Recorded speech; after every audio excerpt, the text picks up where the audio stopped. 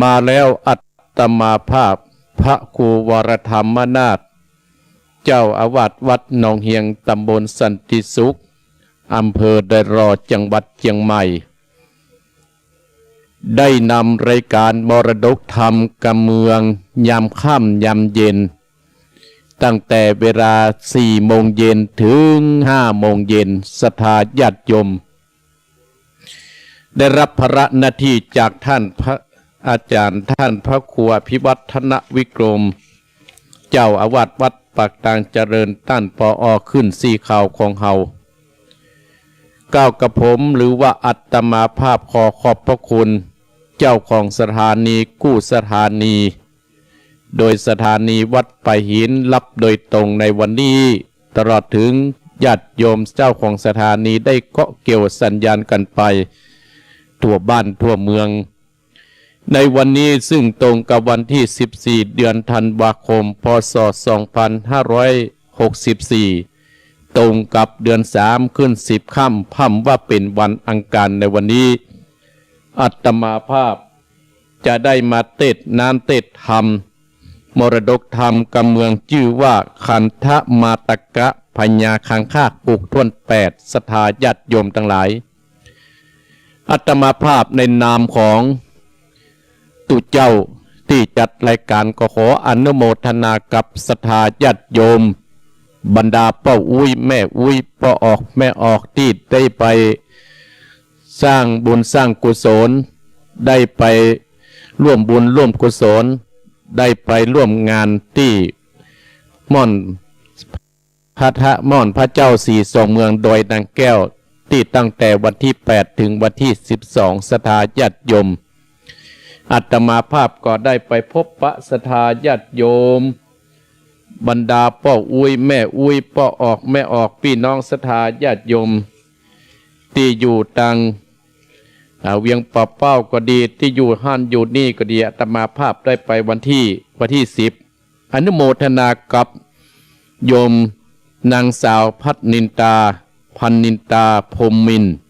น้อมถวายปัจจัยให้อาตมาภาพวันนั้นและก็มามีป้าน้อยบุญปานมโนครบ้านเล็กที่168บ้านเสาหินหมู่ที่14ตำบลเวียงอำเภอฝางจังหวัดเชียงใหม่ได้ถวายกันเทศน์ให้อาตมาภาพ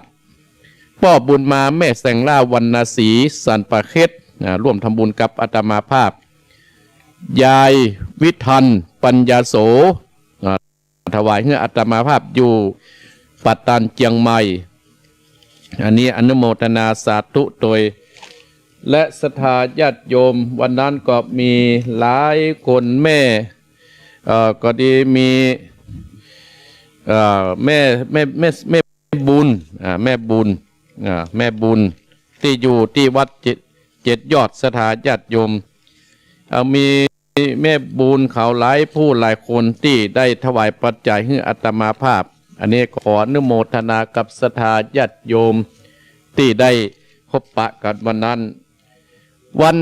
วันอาการที่แล้วศรัทธาญาติโยมอาตมาภาพได้เทศน์ธรรมคำสอนศรัทธา5 จำพวก1 ผูกและก็นึกถึงการทำบุญใจบานพองแผ้ววันนี้อาตมาภาพจะเข้ามาเรื่องขันธกะมาตกะพญาคังคากปลูกท่วน8พญาคังคากนั่นได้ไปทอดตัวหาปัญญาท่านทั้งหลายได้ออกจากบ้านจากเมืองเพราะว่าเปิ้นขึ้นมาแต่งงานขึ้นมาดูแล้วแกแบบเปิงใจไปแกก็ออกจากบ้านจากเมืองไปถึงหลายที่หลายต่างสถา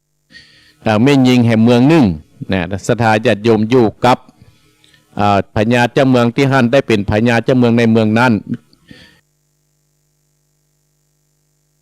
เนี่ยด้านทั้งหลายหลังจากนี้นั้นน้องศรัทธาญาติโยมบรรดาพ่ออุ้ยแม่อุ้ยพ่อออกแม่ออกได้สลับรับฟังธรรมที่ว่าพญาคังคากปลูกท่วน8นั่นนะศรัทธาญาติโยมขออนุโมทนากับศรัทธาญาติโยมที่ฟอตังเพชรตังลายในวันนี้คุณโยมป้าสลินทิพย์บุญเลิศอยู่กรุงเทพมหานคร โยมจันทาวันแสงโยมเดือนเพ็ญทิมบางแม่เดือนเพ็ญโยมป้าแดงอยู่สระบุรีโยมปัจจตังโยมอันนี้โยมจันเพ็ญโยมสุอนุโมทนาสาธุโดยและโยมอันนี้อยู่ที่ไหนมโหในสตานี่อยู่ที่ทำงานอนุโมทนากโยมบรรเยนสำเนียงอนุโมทนาสาธุโดยอันนี้อยู่ที่ไหนมโหเป็นพระโยมแจ่มจันทร์สีล้อมสถาญาติโยมโยมแจ่มจันทร์สีล้อมสันปะตองเนอและก็พี่น้องคณะสตาญาติโยมที่ฟังตั้งอำเภอฟังแห่งบึ้ดหนึ่งก็โทรมาเนาะสตาญาติโยมเนาะเอาละสตาญาติโยมอัตมาภาพก็เชิญจวนบรรดาสตาญาติโยมบรรดาพ่ออุ้ยแม่อุ้ยพ่อออกแม่ออกพี่น้องสตาญาติโยมตั้งใจสดับรับฟังน้ำธรรมคำสอนแบบมรดกธรรมกำเมืองชื่อว่าขันธกะพันธมาตกะพญาคังคาดปลูกต้น8จะเป็นจะได้นั่นก็เชิญจวนสตาญาติโยมได้สดับรับฟังเสียก่อนเนาะเอาละเนื้อสตาญาติโยมตั้งอกตั้งใจไหว้พระก่อนนอ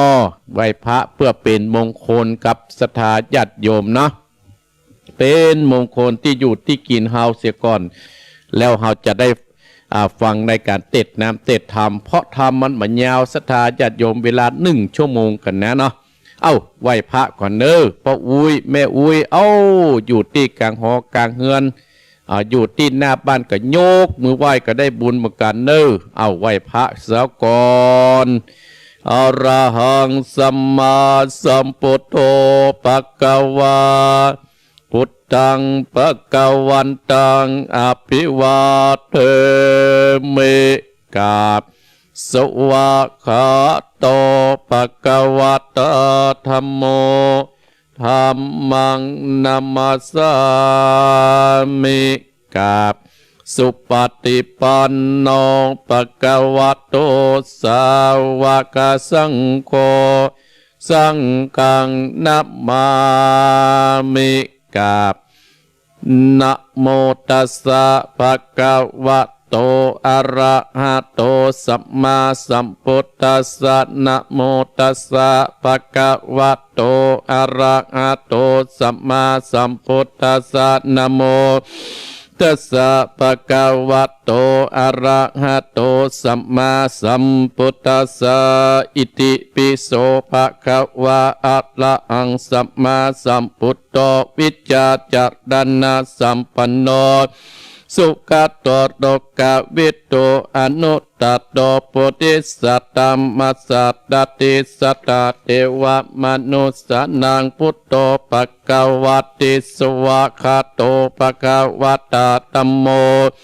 สันติติโกอาการิโกเอหิปัจจิโกโอปัญญิโกปัจจตังเวทิตโพวิญโยอิติสุปฏิปันโนภควโต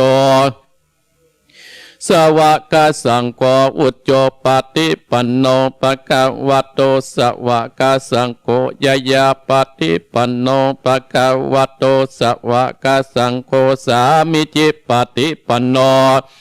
ภควโตสวากาสังโฆญาติตังจัตตติปุติสายุกานิอัตตาปุติสาปุกราเอสะภควโตสวากาสังโฆอาหุนนโยปะหุนนโยหกิจนโยอัญจติกรณิโยนุตตดังบุญญาเกตังโลกัสสติตั้งอกตั้งใจฟังธรรมเน้อพ่ออุ้ยแม่อุ้ยเร็วฟังเน้อแม่อุ้ยฟังได้เน้อนะโมตัสสะภะคะวะโตอะระหะโตสัมมาสัมพุทธัสสะตถานาคัลลจาวัจเจตนาสุตตามะยังอุเปติมาตาอุตโตติเตส สัตตวดุดดาตาโปติสัตตั้งหลายตั้งยิงใจน้อยใหญ่ผู้มักไปตั้งมนอันจักนุนเติมกามหืดล่วงลำกังเกตแย้มตาตายนี้ตามุ้ยมางจากโลกกว้างเมืองโคนย่อมเอาตนไปเกิดตีปาเสดกะเสมสีปาตัวหนีหลีกเว้นจากเส้นอับบายตั้นตั้งหลายน้อยใหญ่ต่างเกิดควายหันตวนจึงปาการมวลหมู่พร้อมนาโยฟังธรรมะตั้งสัตตานิวิตาเนื้อจงดาจำฟังตีเอาเป็นที่สอนใจลำดับไปนาตะทานในกาดละนันใจเมืองกันไตบาดาลก้อยสามลานชื่นจอยนักน้อยตั้งหลายสุขสบายข้าเจ้าบ่อสุขเศร้าเกืองกี่ฝนตกมีบ่อขาดย่อมย่อยหยาดมาโจตามลาดดูมาค่อยน้ำย่อยในนอในไหลน้องปิ่นดีนาน้ำนองใส่ตีดักนาขีมากกวางกุ้ยเล่นกันน้องหลวงน้องตั้งปวงไหลแหลก็ย้อนเหลือแต่ดินทรายย้อนฝนบาดตกลายเอือดแหงบอดตกแทงนานปีคงบุดีตำตายเดือดหอนไปทั่วอันนาเจ้าอาจนาตาใหญ่หน่อยได้ตำก้อยกิมองนักตั้งหลายตั้งมวลเดือดร้อนก่อนแล้วก็ปากันบอดจะไปแห่เจ้าฟ้าออกกรรมแล้วไข่กรรมโอกาสบอกตาราชตามมีเต้าบุรีนักนามรู้พัมกัดนิ่งในว่าเป็นสันได้จาว่าแดงน้ำเอือดแห่งอันใสพายได้ไหลหนุ่มเต่าตุกเอาไม่เกังขี่คงบุดีเฮานี้แต่ก่อนกิดนันไก่บอกมีไผ่จักหูว่าฝนตกโยขาดเหมือนนานย่อมเจยบานจุเมื่อฝนตกเยือตามละโดเต้าบุญโจนักกลาดเกิดประวัติในใจก็อูจากำไปเก่าต่อยบอกไปน้อยเจ้าเมืองว่าสูตรอยาเครื่องเช่นกว่าเอาเจ้าป้าออกกำจักกัดตามกำใหญ่ป่าฝนตกใหญ่มาโจตามละดูมาลอดดาว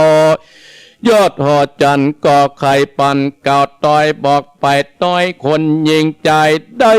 ไปปันคืนโซใหญ่ที่อยู่ไปมันเขากอบปะกันบอดจะไว้จะป้าอดใจรีบเหลียวไว้ขึ้นโซอย่างที่อยู่เองตนก็ปีวันนอน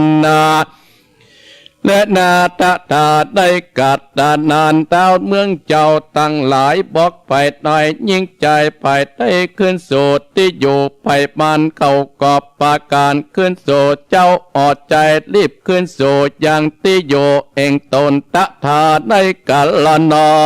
น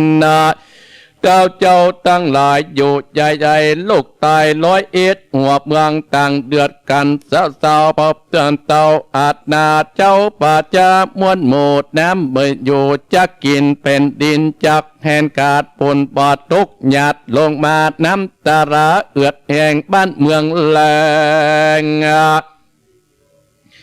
เลือลายต้นไม้ตายหมดเกียงเขาตายเสียงบอดเดือตกแล้ววันออกเหนือและตายน้ำแองเกยอันใจคนยิงใจหนุ่มเต่าตุกอาบไม่เกิงกีจุดแต่มีหลายคนกันอยากนาปัจจาราษฎรได้ต่างโอจากการเมืองเอานัดมาเองแรงผลบอดตกแต่งเหมือนนานยืงใจหลวงหลายบอดถูกจ้องกองดีพิษป่าเป็นนี้แต่ก่อนพ้องนั้นเล่าเป็นยิงรูปป้าปิงสะงาเนี่ยตัดลงปาและผมป้อยบอดสมสกากดังใจหากดีลีว่าเป็นดีลายแหล่พ่องเป็นใจแต่ดูดสมทัดลงปานและผมนั่นเล่าตั้งหนอดเล่าดาดีเพยป่าเพศนี้แต่ก่อนจิ้นปูมอนพิตาเห็ดในนาปนฟ้าบอดตกหน้าแทงป่า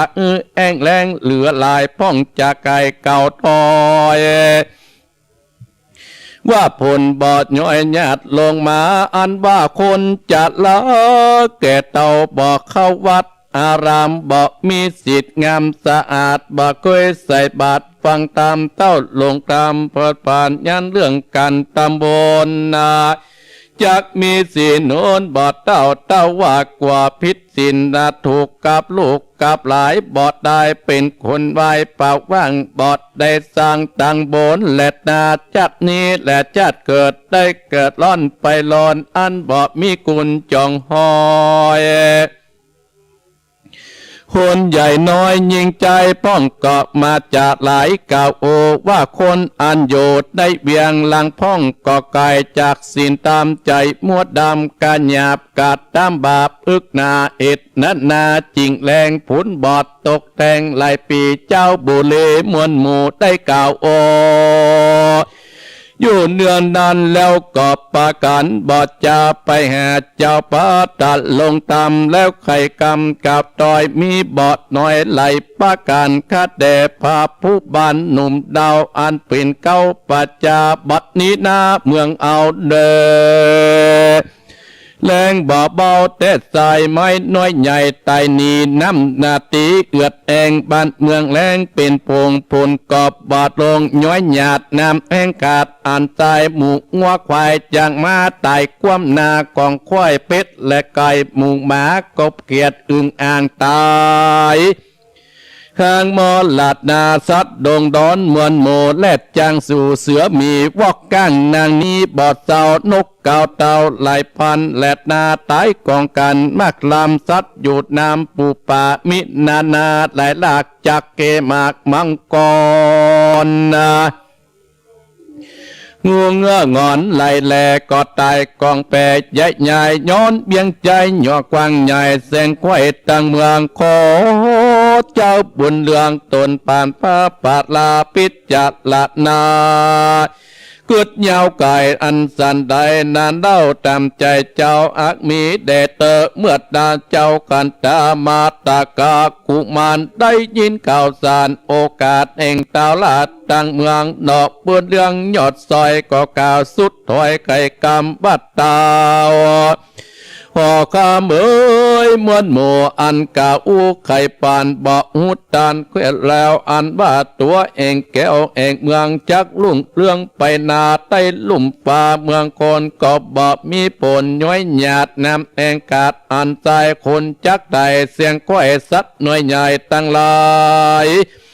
ต้นไม้ตั้งหลายตายกันตั้งไข่ปันกาโอจุงพระมูตามมีว่าคงมูดีใหญ่กว้างคนอยู่สังหลวงลายน้ำก็หายเหือดแห้งปุ่นก็บาดตกแท่งลงมาย่อมมอลานามวยมางบอดเหลือข้างเสียคนเต็มปาการหนึ่งเรานักป่าเจ้าบัณฑิตย่อมได้ปากกังวายอันไปน้อยใหญ่ตั้งหลายคือคนยิ่งใจมวลหมู่ได้เพิ่งอยู่จุคนอันปาโตนปาเสดมีลำเลิศเหลือกนจักได้แก่แก้วเจ้างามบอดเสาตั้งสามลำดับต่อไปนาคือยอดประยอดองค์กรรมคุณพระธรรมผ่องแผ้วคุณพระสงฆ์เลิศแล้วเจียงกายสามประการนิสัยย่อมเป็นประโยชน์เหลือหลายคนยิ่งใจลูกตายจากประการเฮือพ้นจากคนนาตัวญาจุประการได้เจยบานชื่นจอยใจไปห้อยปาตนาและนาแถมประการหนึ่งเล่านางเนาะโนเตวาดาเจ้าตั้งหลายอันโยอักษาเขตบ้านตั้งเขตควันแดนเมืองอันลุ่งเรื่องนันเศร้าก็มาได้แก่ท่านเจ้าตนปรับเจ้าอดใจอันมิใจพองแผ้วเป็นดังแก้วปาดาการหยาบกาดตามบาปมวดดำอันละสัจจะตามประสิบประการเลิศดวงใจกันเมืองใดนั้นเล่าเต้าอดเจ้าอดจานดังไข่ปันเก่าแล้วย่อมกัดแก้วไปญาเจ้าป่าจาน้อยใหญ่สุขบานไข่และนาบัดนี้นาตานตั้งลอย จุงมาอยู่ใจมากตาป้องเป็นเจ้าตันลงเมืองเป็นเศรษฐนาเรืองอกอาจเป็นนะอามาเจ้าต่างตาเป็นโยธายศยาวมาต่างเต้าแดนไกลแล้วจะไกลกาจีว่าเมืองเอานี้นานหมกหมายมีอุบาทต่อจนบ่มีฝนตกตอดน้ำแห้งเหือดอันใจคนหญิงใจน้อยใหญ่ก็มาเดือดร้อนนะควายอาณาตนเอานี้เล่าใครบ่หูเก่าความในเป็นสันใดนานจอดแจ้งโจทย์บ่เหิดเครื่องกี่เพ่นเด่นยีเย็นบ่ปอนตั้งแต่ก่อนเดิมมาบัดนี้นามันยังมาอ้อนเอาไปตัวปะเทวีสันใดดีไก่หูอาจจักจ่าสู่เมืองตายตามตั้นตายพญานาคกาลาดนั่งเต้นอาจบุรีรู้จักที่จะบอดที่ทรงนออดใจหนุ่มเนาบอกตาเจ้าฟ้าตั้งหลายเศษนั้นหนุ่มเตาอามาตย์เจ้าโยธาโยธามีนำหนาหลายหลากร้อยเอ็ดเมืองอาจเป็นหมายได้ไปปานคืนโสดที่อยู่ไปมันก็มีวันนั้นแหละดาตะตาในกัดละนานเล่ามหาสเจ้าตนบุญมาคือผาญาข้างคากหอกรรมก่อไข่กรรมโอกาสอามาตต่างตาตุกแต่งดาแต่งหางมาจังเลี้ยววายโยธาสีหมู่พร้อมอยู่บัดเดียวเอาจักเตียวใบนาลัดปาดดงเดชลงนาทีไปสู่บ่อบาดาลนะอามาตหารหนุ่มเจ้ากันเต้าเจ้าไข่ปานกอบปากันบอดจาตุกแต่งดาโยธาไหลหลาก80,000หากใหญ่เลี้ยงใหญ่เป็นต้อยเรียบร้อยหมดหลับมวนกันหลักกันมาค่อยอามาตใหญ่ต่างตาตุนสาบอกตั้นเต้าราชดาตามีอันว่ามาอาจสัจเจ้าก้มกราบตุนสาสองขาพ่อแม่ว่าจุงแก่เจ้าอดใจอุดจงไปนาเมื่อลำตา3 ปีควันมีเบียดไว้จักกาดแก้วขึ้นมาหนอพุทธายอดซอยกาสุดลาถอยไหลปาการก็ออกสถานที่สู่ไปอยู่อดนายที่นั่งใส่ใจนอดดาวงามบอดสาวอุดรคูเข้าไปสู่เตอาสนาไขกีญาว่าปันพวกนี้แม่เจ้าไปจากเล่าไปสู่แดนไก่ไปญานาคมึนไหลจักขึ้นมาขอใจญาหน่วยนาคออกอย่าออกปราสาทอย่ามีใจเอาไม้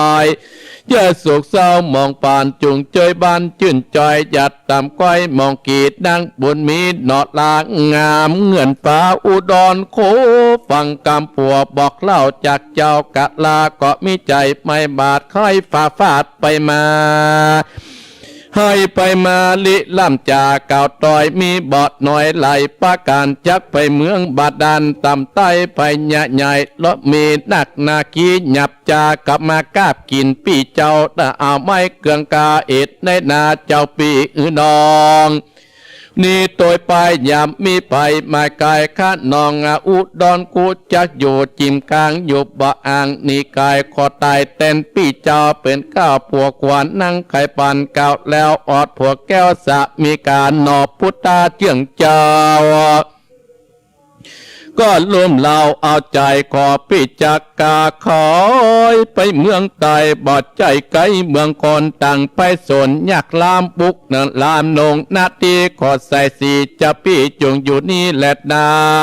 เหมือนมาเทศสายจักมาหาเดิมอ่อนนางอุดรยอดซอยฟังกำถอยสามิกาพิจารณาดีๆก็อ่านตีกองดีไขว่าดีกล่าวโอกาสหน่อยนาจอมไตว่าพี่จะไปต่างเต้าเดินเหตุดาวต่างเมืองป่าโยธามวลหมู่เข้าสู่เมืองบาดาลไปหาพระผู้บานตั้นเต้าปรับเต้านาคนาขี่จุงไปดีมีโจกปนจากตกโศกมันไปน้องบอกไปตัวพี่จักอยู่นี่รอลากานาเมียนจอดจุงเกิดนอดหาน้องกันอยู่ห้องอดใจเลี้ยวไว้เปิดปิกมาหาน้องเลี้ยวไว้แดดเตอส่วนมาหาสัตว์ยาวบุญบ่อเศร้าหนอมุนี ไขวัดตีตอบต่อยวัดดูลานางยอดซอยใส่ใจปีจักไปไม่ต่อปรับมืดนานกันว่าเมียดแล้วจะรีบแต่ขึ้นปิกหลังมหานกนาวเหมือนดังเก่าเดิมตีกันหนอโมนีเก่าแล้วก็ป่าน้องแก้วอุดรคู่เขานอนแต่นอาสนาประสาทออกคำก็มีอันปุณนาทิวเสกันเลินลุงเจ้านอป่าเจ้าบุญนาก็เอาดาบตนมาใส่แล้วหน้าเกินแล้วเดิมตีหนอโมนีขังข้าก่อนลงจากปราสาทแล้วไปพันขี่จางเอกอ้างมงคลนำลิปอนนาออกจากเวียงใจเพื่อจากไปสู่ห้องเต็ดตองเมืองบาดาลโยท่านสีหมูไหลหลงลูเป็นสายเตี้ยวไผ่พันพระภาพถือดาบขวาซ้ายขวานุ่งผ้าไอไม้พร้อมข่อยไหลสีเขียวเหลืองมีลายแหล่ป้องแต่งแดเต็มอ่อนสูบหัวเป็นบักนาใส่กระตาเตียวต่างเข้าดงขวังป่าไม้ข้ามได้ใหญ่หินป่าลัดดงป่าป่าไม้เตตาดงไปข้ามในดอนอ่านเป่งตุปางเสาะนอนหรือว่าลุงเจ้าก็เตียวไปปันไปวันทุนเก่าไปหลอดน้ำใหญ่สะกอนเต้าผู้พรนาอามาตโยตาเตียวมาเอียวออดจดเอาแรงตะวันแดงติอันนานอนรับเดือนป่าจันปากันตังโมเสาะอยู่นอเถื่อนตองนอนติอันอินปากก็มีอันแลดนาปุณนาทิวเสวันลุงเล่งเจ้าเต้าตนแก้วทะลงยานปาโยธามวลหมดลงสูตรนาตีอันบุญปาละมีปางก่อนเจ้าอ่อนบุญนาบัมเป่งมาจะใจน้ำสาบมูใส่สะกอนยาจ้องเป็นปองตั้งเตียวหันน้ำเขียวลาลาดปากาอามาตโยธา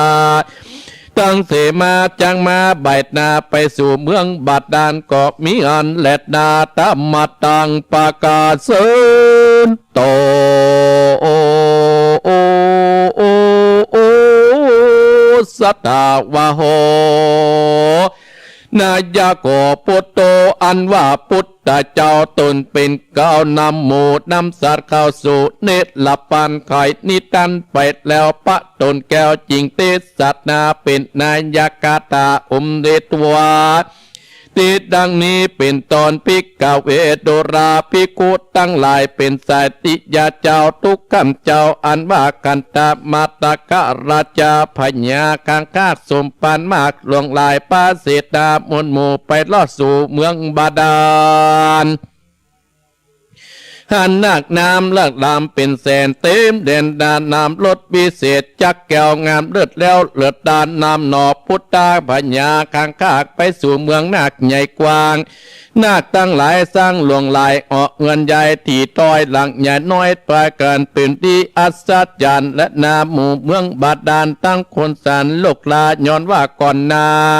นิสัยเขาได้งูได้นำมาอันว่ามนุษย์มนหมู่จักมาสู่จุเขตจริงกระเป็ดบอดจาตั้งคนโลกลาสงสารกำเจ้ากุมารกางคากไปลอดเมืองพญานาคนาคาประโยชน์ใบเงาพับนั่นก็หานเงินคามิลายแหลเป็นแปดเต็มเมืองลุ่งเรื่องแต่เล่าคนหนุ่มเท่ายิงใจสุขสบายบ่ตุกยากเครื่องกีเงินก็มีจกใจบ่อ่อนได้กัดตามเมืองบาดาลอ่องเขตดูวิเศษนำนาอ่านเงินคำนากองกอดนักสดเลือลายดังเม็ดใสแต่ใสอามีโลกใต้เมืองก่อน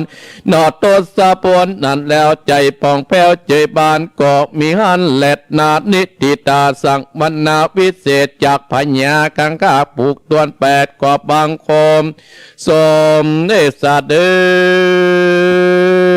ชเอาละศรัทธาญาติโยมอาตมาภาพได้เทศนาธรรมแล้วที่เรื่องว่าพญาคังคาก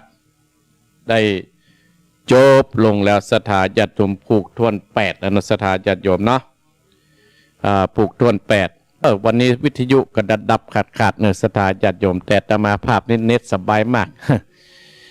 ดับไปกี่คืนมาแล้ววันนี้นะอาตมาภาพจบแล้วนะผูกตัวนี้ก็อนุโมทนาศรัทธาญาติโยมที่เข้ามาตั้งดูตั้งเพชรตั้งลาย น้ำธรรมคำสอนขององค์สมเด็จพระสัมมาสัมพุทธเจ้าที่อาตมาภาพได้เทศจบไปนั่นนะศรัทธาญาติโยมได้เรื่องอยู่ว่าหลังจากพญาคังคากได้อยู่แต่งงานกับนางอุดรคุเรียบร้อยแล้วศรัทธาญาติโยมบ้านเมืองเกิดแห้งแล้งบ้านเมืองเกิดแห้งแล้งกันฝนบัดตกจอบจามฤดูต้นไม้กระต่ายไปทีละต้น2 ต้นเนี่ยพระอาหังคากกบเขียดอันยังกระต่ายประกำน้อยนกหนูหิงห้อยตะกระต่ายประกำน้อยชาวบ้านก็เดือดร้อนเล่ากันสปะสปันสเปดสถาญาติโยมทั้งหลายว่าบ้านเมืองเฮาเนี่ยแต่ก่อนเนี่ยยังฝนตกจอบฤดูตามฤดูกาลบ่ได้เดือดร้อนลมย้อยบ่ตายแห้งแดดอย่างนี้แล้วเป็นเพราะอันหยัง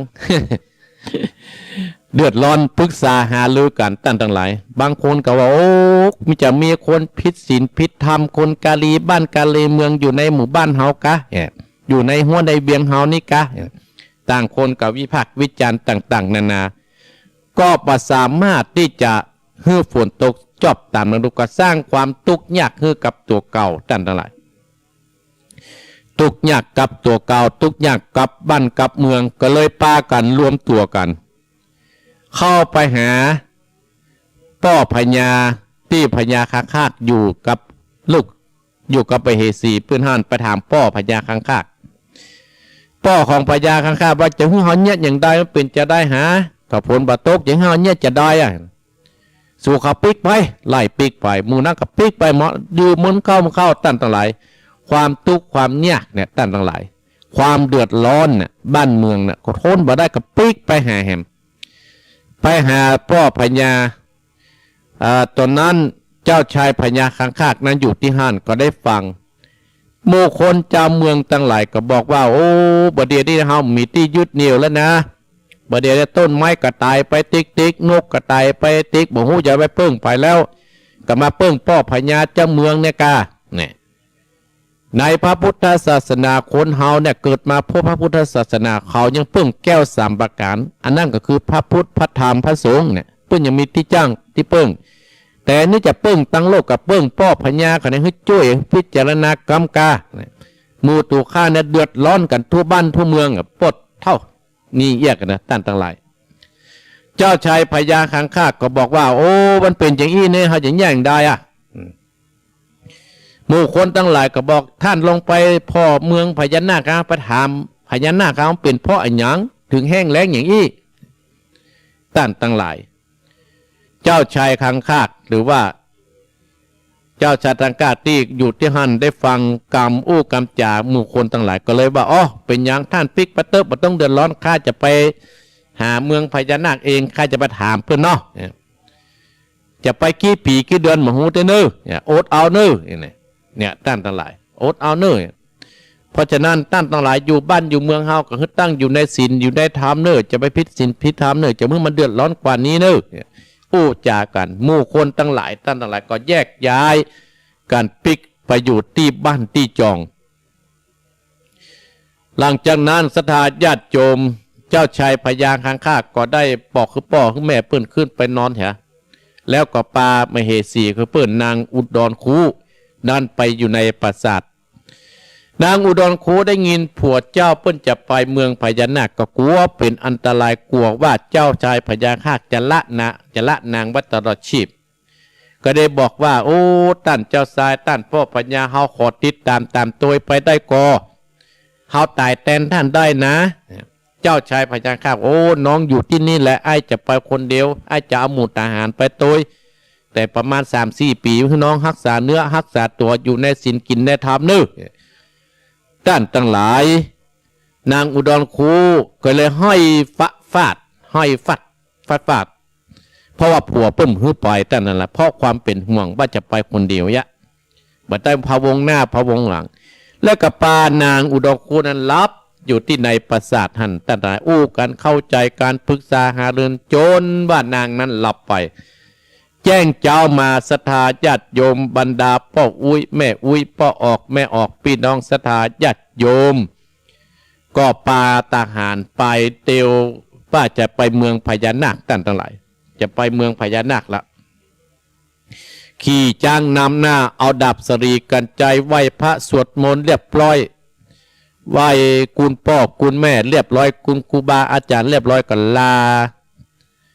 ที่บ้านที่จองที่หัวที่เวงบอกเฮือเตียบุตรเตียบดากับปาก็ไปขี่จ้างนำหน้าไปตั้งหลายโอ้การที่เราจะเดินเดินทางไปเมืองพญานาคเนี่ยอาตมาภาพโอ้โหมันจะก่อยมือใดกันหมูเนาะเตียวขี่จ้างไปตั้งหลายค่ำในนอนให้ค่ำในนอนหั่นมึนนักแก่ตั้งหลายอีพ่ออีแม่เจ้าชายคังคากกับหมู่เสนาอามาตย์ของไปปะใส่แม่น้ำที่นั่นป้ากันย่างนอนที่หั่นในค่ำคืนนั้นตั้งหลายแจ้งเจ้ามาก็ตั้งสัจจะอธิษฐานจะลงไปเมืองพญานาคโอ้ด้วยบุญญะบารมี เจ้าชายคังคากที่ได้สร้างไว้สมัยเมื่อก่อนได้ทำไว้เมื่อจัดปางก่อนตั้งอยู่ในศีลกินตั้งอยู่ในธรรมโดยมีปารมี10ประการตั้งอยู่ในจิตในใจตั้งหลายเจ้าชายคังคากนี้เมื่อสมัยเป็นคนอยู่ในจัดปางก่อนนั้นเพื่อตั้งอยู่ในตานะปารมี คือตั้งหน้าตั้งตาสร้างบุญสร้างกุศลบ่ยอมอิดบ่เยมหิวภัยมากก็ช่วยตั้งทั้งหลาย2ศีลปารมีท่านนั้นถือศีลมาโดยตลอดโดยประพฤติศีลประพฤติธรรม3ท่านถือตัวบวชไปคือนักขมะปารมี3ท่านมีปัญญาแก้ไขปัญหาบ้านเมืองวิริยะปารมีท่านมีวิริยะความเพียรขันติปารมีท่านมีความอดทนต่อบ้านต่อเมืองต่อความทุกข์ความยากเน้นว่าจะไปเมืองพญานาคเนี่ยท่านทั้งหลายเจ้าชายคังคากจะอดจะทนเพื่อบ้านเพื่อเมืองเนี่ยท่านใดเพื่อลูกเพื่อเมืองเพื่อพ่อเพื่อแม่เนี่ยเจ้าชายคังคากเนี่ยเพื่อจะอดทนเอาญาติโยมทั้งหลายเมื่อถึงนั้นโอ้น้ำนั่นก็ยะจ้องไว้ให้เป็นอุโมงค์น้ำเนาะลงไปจุ้มมึนนะแกไปพดเมืองพญานาคไปเลยดอกด้วยเนี่ยท่านทั้งหลาย เจ้าชายคังคากกะหานหมู่พญานาคโอ้บ้านเมืองเป็นจุ่มเย็นวะโอ้เงินทองกองเฮียเบอเม็ดดินเม็ดทรายเป็นเงินเป็นทองมดตั้งหลายเจ้าชายคังคากนั้นไปถึงที่เมืองพญานาคนั้นจะเป็นจะได้นั่นอัตมาภาพนะปัสสามารถที่จะจะบอกจะกล่าวคือสถานะว่าเป็นจะได้จะได้เฝ้ากับเมืองพญานาคแล้วก็จะได้เข้าไปหาเมื่อใดอัตมาภาพบอกหูเนอเพราะฉะนั้นทำเรื่องขันธกะมาตกะพญาคังคากผูกทุน8จบตัดที่นี่พอดีเห็นพุ่งดีกันเนาะติดให้มัน6 โมงดีกะญาติโยมทั้งหลายถึงเดือนธันวาแล้วนะเพื่อก็จะยกเลิกกันแล้วจะจบกันแล้วนี่อาตมาภาพก็จะได้มาพบปะสไตล์3อังคารดังเนาะก็จบหน้าที่ก็อาตมาภาพและการปกติก็คือวันติดตี 4 เหมือนเก่าเนาะสถาญาติโยมขึ้นต้นปีหน้าก็จะได้นี่กันเพราะฉะนั้นอาตมาภาพขออนุโมทนากับสถาญาติโยมบรรดาพ่ออุ้ยแม่อุ้ยติดตามตัวอาตมาติดตามตั้งในเฟซต่างหลายวันนี้ม่วนสถาญาติโยมเนาะเฟซอาตมาภาพโอ้วันนี้ดีภัยจะโทรจาเวลาที่เหลือนี่แห่ง10 นาทีโทรมาที่0828857225พี่น้องฟังจะโทรก็โทรเนอร์ไม่อุ้ยเร็ว พี่น้องฝางพี่น้องใกล้พี่น้องเหนือพี่น้องใต้ภายตันก็โทรได้เนอค่ำเย็นนี้รับเนี่ยการมาละกะแกงไอยังก็เอิ้นกันมาได้เนอ0828857225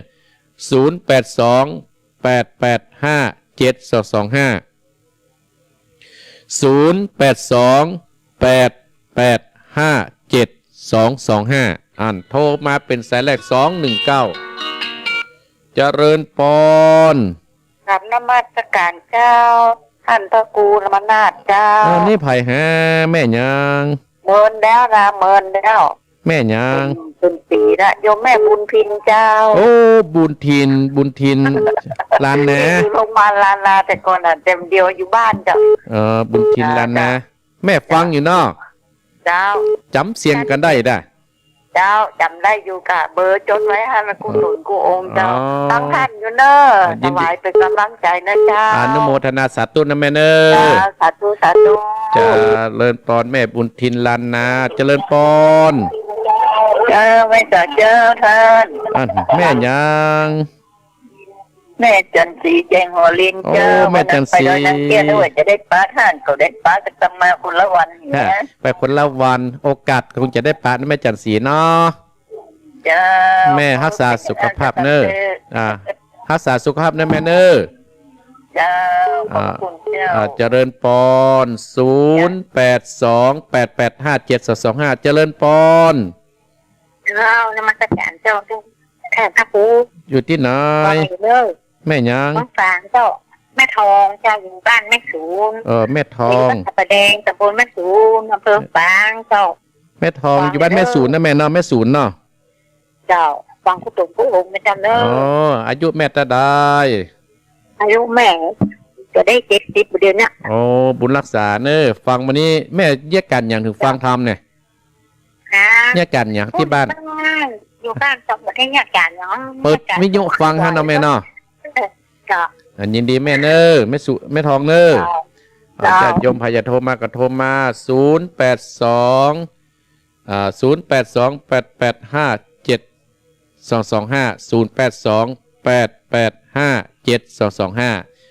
เอาโทรมาเนอะสตาร์ญาติโยมเวลายังเหลือแฮม10 กว่านาทีเนี่ย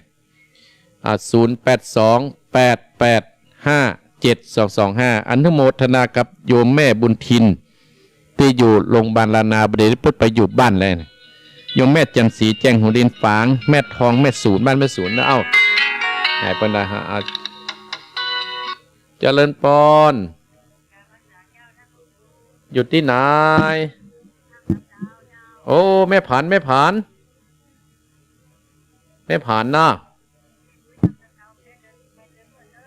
มาเป็นยังฟังนี่ก็เอาแล้วนะแม่เนาะบุญรักษาแม่เนออายุวันโนสุขังปลังเนอโอ้ลำโพงปิดมาเนี่ยเจริญเนอเจริญปอนเจริญปอนไหว้สาเจ้า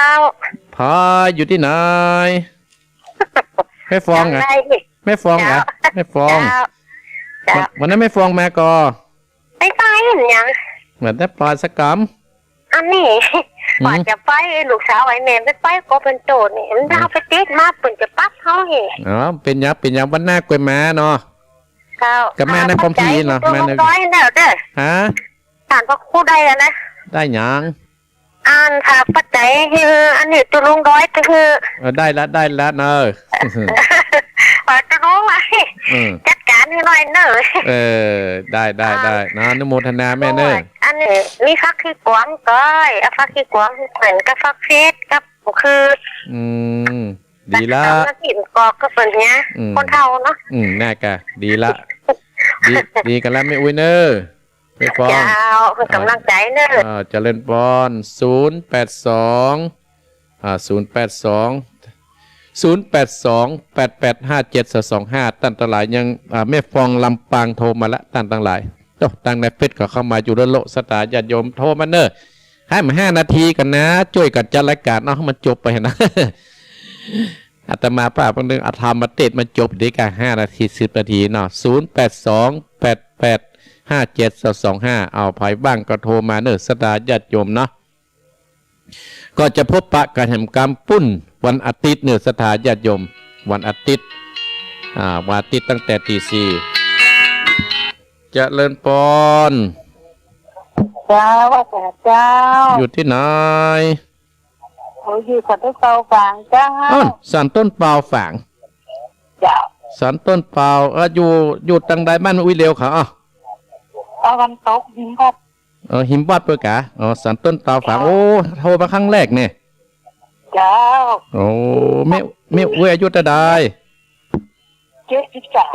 73ไม่อุ้ยเคยฟังอาตมาหมื่นละกา โอ้ยฟังเมินแล้วกันเดี๋ยวได้โทร กันนี่โทรนะอาตมาจังไปบ้านอุ้ยเหลียวฮะเนี่ย แก้ว่ะ แต่นะกะปล่อยได้เดือนแล้วก็ปล่อยก็ว่าได้ที่ปากกันนะเนาะ แม่อุ้ยหยังกันนี่จะถามแม่อุ้ยเหลียวนี่ แม่พันนี แม่พันนีมันเพิ่นหูแต่เนาะแม่พันนีเนาะ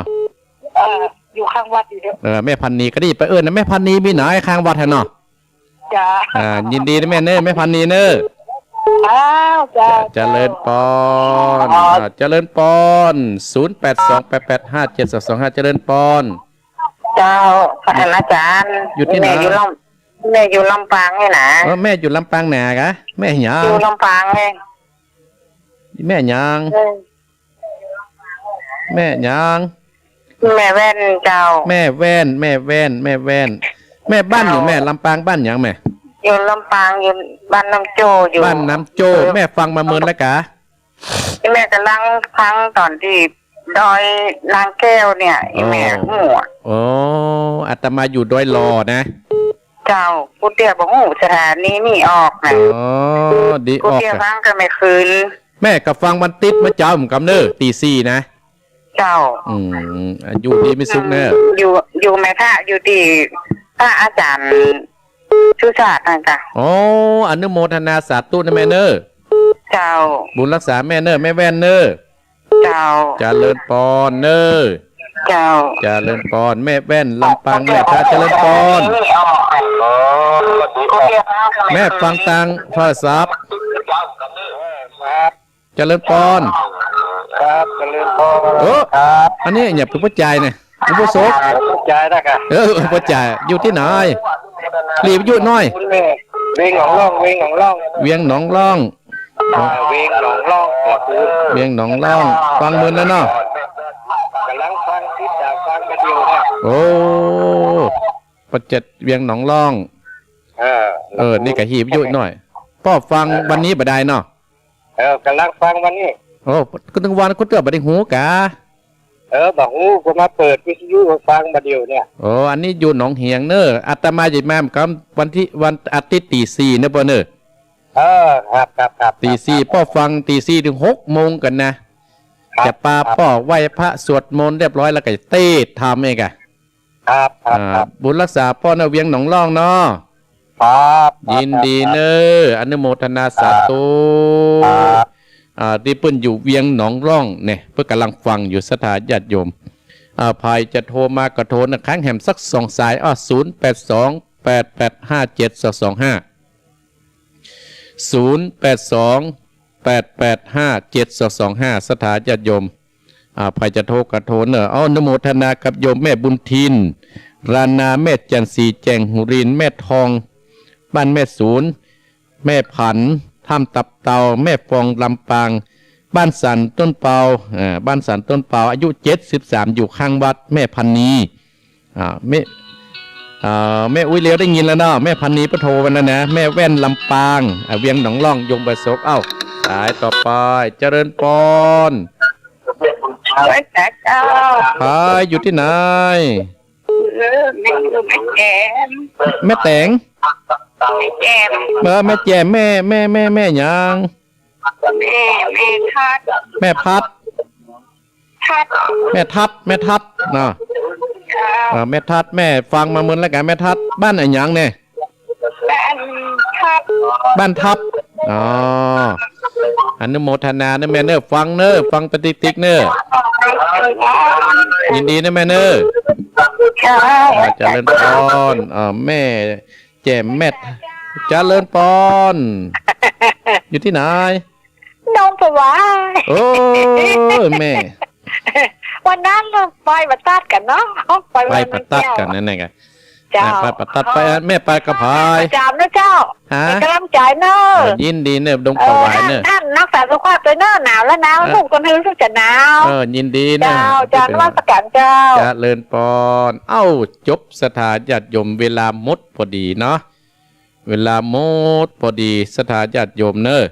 อาตมาภาพขอบพระคุณสถานญาติโยมที่โทรติดตามโดยอาตมาภาพตั้งในเฟซในไลน์แม่ศิลินทิพย์เขานี่แม่จันดาวันแสนแม่เดือนเพนเนี่ย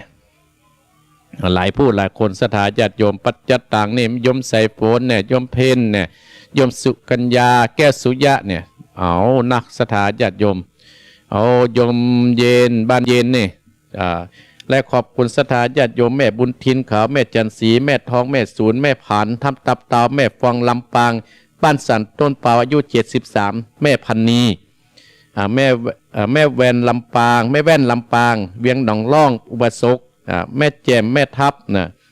แม่ทัดบ้านทับอนุโมทนาสาธุโดยก็และดงเป่าไหวสุดท้ายตัดตินีเนาะ